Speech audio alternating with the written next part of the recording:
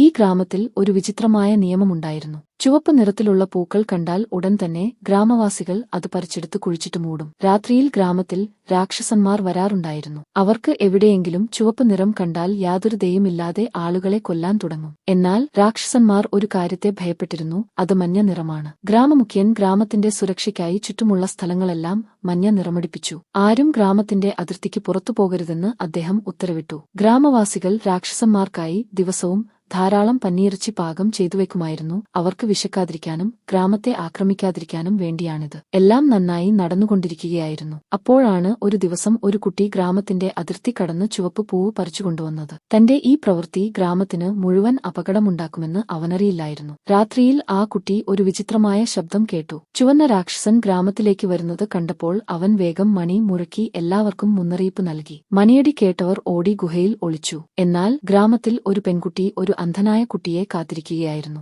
അവൾ കൈകൊണ്ട് ആംഗ്യം കാണിച്ചു, പക്ഷേ അവന് അത് കാണാൻ കഴിഞ്ഞില്ല. അപ്പോഴേക്കും രാക്ഷസൻ മുന്നിലെത്തി. ഭാഗ്യത്തിന് ആ സമയത്ത് ആ കുട്ടി അവിടെയെത്തി പെൺകുട്ടിയെയും കൊണ്ട് ഗുഹയിൽ ഒളിച്ചു.